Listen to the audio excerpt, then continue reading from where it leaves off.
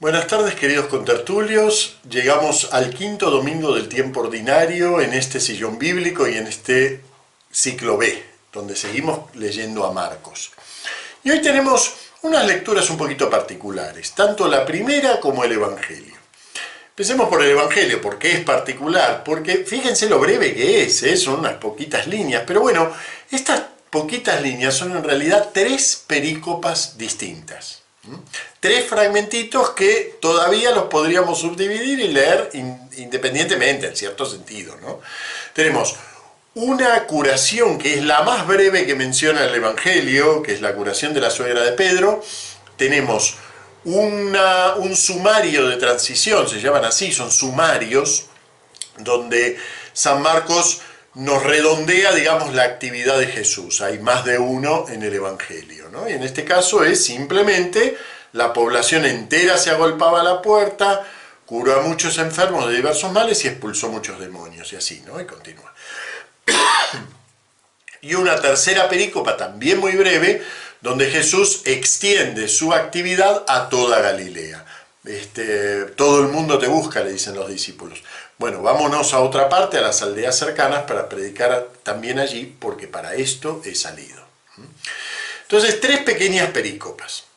Pero además lo que nos tendríamos que preguntar es qué hace la primera lectura en relación a todo esto, ¿no? Es como que esa primera lectura, no sé, pero es un poquito depresiva.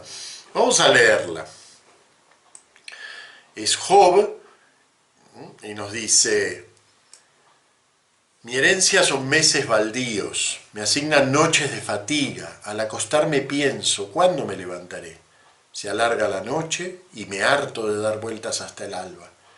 Mis días corren más que la lanzadera y se consumen sin esperanza. Recuerda que mi vida es un soplo y que mis ojos no verán más la dicha. ¿Qué tendrá? Es preciosa como lectura, pero ¿qué tendrá que ver con la lectura del Evangelio? ¿En qué sentido ilumina la lectura del Evangelio? Bueno, no es inmediata la relación, pero de alguna manera nos ayuda la antífona del Salmo, como tantas otras veces, a descubrir precisamente ese hilván que recorre desde la primera hasta el Evangelio. La antífona del Salmo es: alabad al Señor que sana los corazones destrozados. Y el corazón de Job, podríamos decir que es un ejemplo a la vista, está ahí a la vista, ese corazón abierto, como corazón destrozado. Quizás los corazones que nos rodean y nosotros mismos no están en el estado del de Job. Pero podríamos decir que el de Job nos permite, como cuando uno ve esas películas, que ve una tragedia que no le va a ocurrir nunca, pero de alguna manera le permite objetivar que hay algo ahí en el corazón que es difícil de sanar. Y cuando vamos al Evangelio, nos damos cuenta que lo recorre de punta a punta los enfermos y los endemoniados. Lo recorre ese mal que rodea al hombre, eso que realmente nos hace dar cuenta que nuestra vida nos llenamos de cosas y la pasamos bien, pero está un poco siempre al borde del abismo, ¿no? Bueno, lo vemos ahora con la pandemia. Vemos que precisamente la fragilidad de nuestra vida es como si se hubiera dado vuelta y hubiera quedado a la vista. Esos vestidos que los acomodamos para que no se vean las costuras, ¿no? Pero esta se dio a la vuelta y quedó toda la fragilidad humana a la vista. Y eso es un poco lo que hace la primera lectura, con un ejemplo muy extremo, es casi un tanguito, o sea, es una cosa tremenda. Nada, nada queda en tu casa natal, dice un tango, nada que me diga si vives aún, es una cosa tremenda, ¿no? Bueno, lo mismo pasa con Job, es un tanguito, pero ese tanguito es un espejo de la fragilidad humana. Y ahí viene este Jesús, que en nombre de Dios precisamente sana los corazones destrozados. Y un poco la antífona del Salmo resume eso. ¿Qué es el encuentro con Dios? ¿Qué es ir al encuentro de Jesús? Alabad al Señor que sana los corazones destrozados. Bueno, vamos a concentrarnos ahora en una de esas tres perícopas, que precisamente nos muestra un ejemplo de lo que es sanar eso. Porque claro, en principio es una simple curación. La pobre mujer está con fiebre, normalmente por la cultura de la época, venían visitas a la casa y la mujer esta era la que tenía que servir a los que vinieran. Pero, claro, le piden disculpas, me estoy imaginando la situación externa, ¿no? Le piden disculpas a Jesús, mire maestro, disculpe, pero no lo vamos a poder atender como se debe porque la señora de la casa está con fiebre. Bueno, le tengo que agregar todo eso porque es tan escueto el Evangelio que no nos podemos casi ni imaginar la situación. Bueno, ¿qué podemos notar en este Evangelio? Miren, lo primero de todo es que es un Evangelio, podríamos decir, esto viene inmediatamente después de la escena de la sinagoga que leímos el sábado pasado, el domingo pasado. Pero podríamos decir que es las antípodas de la escena de la semana pasada. La escena de la semana pasada era una escena pública. Jesús entra a una sinagoga. Está en Galilea, así que todo lo que hay alrededor son todos judíos. Y él también. Y entra a una sinagoga, y por lo tanto está lleno de gente religiosa. No es algo secreto, ocurre a la vista de todos. ¿Y qué hace en ese a la vista de todos? Expulsa al demonio, lo obliga al demonio a manifestarse y a salir. Pero ahora ocurre un poco, no digo que al revés, pero ocurre algo distinto. Jesús va con los 4 suyos que acaba de nombrar, los que llamó hace muy poquitito, Santiago y Juan a casa de Simón y Andrés. Ven, todo lo que nombra son ellos 4. Y todo lo que nombra son la casa.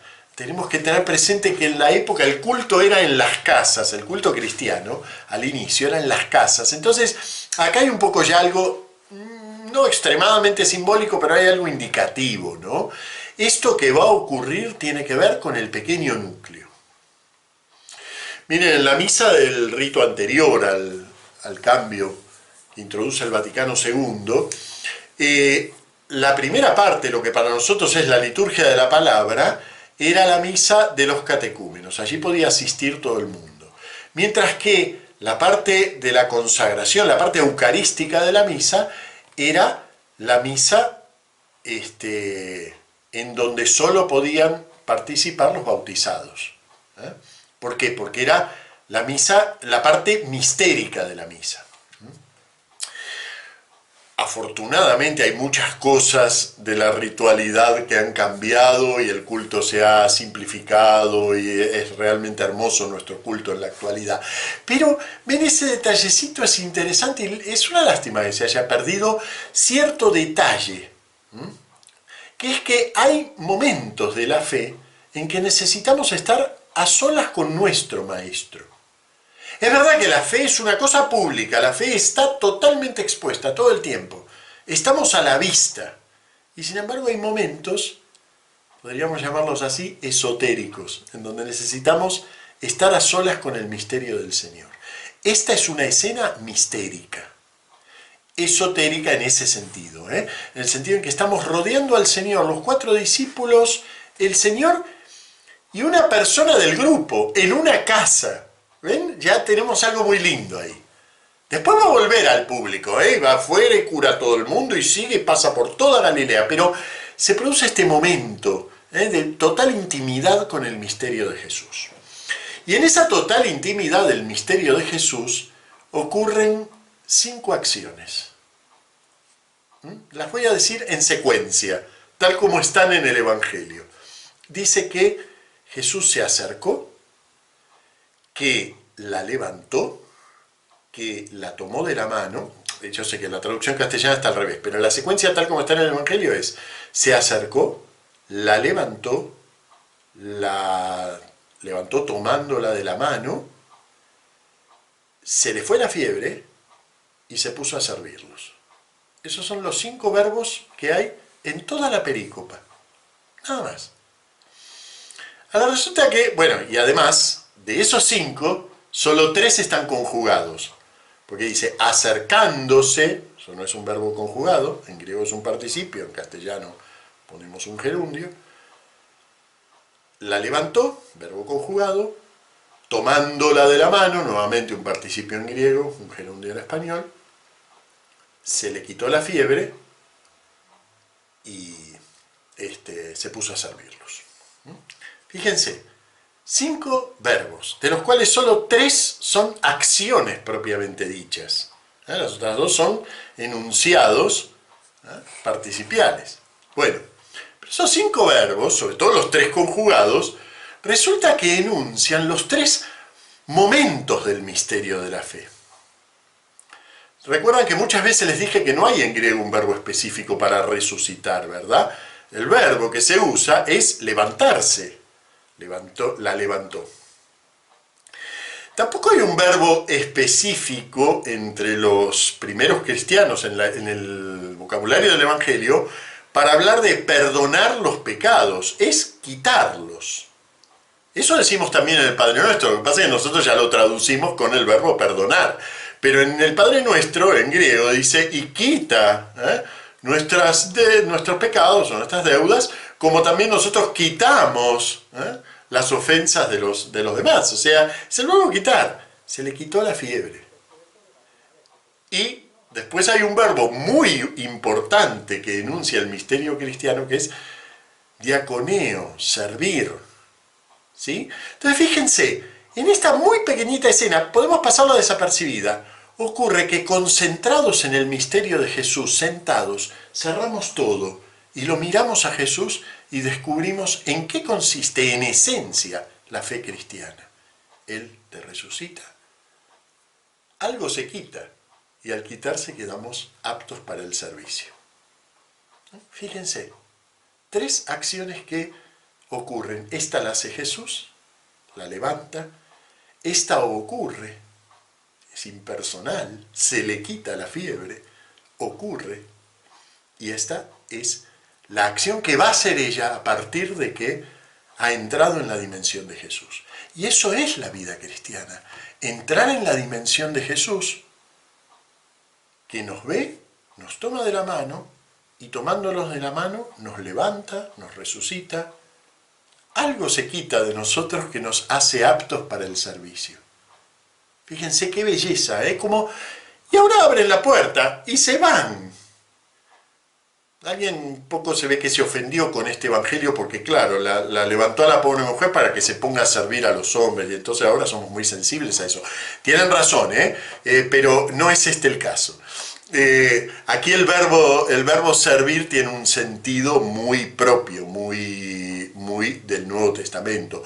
No es servir en el mal sentido, no es servir en el sentido de ser un esclavito de los demás.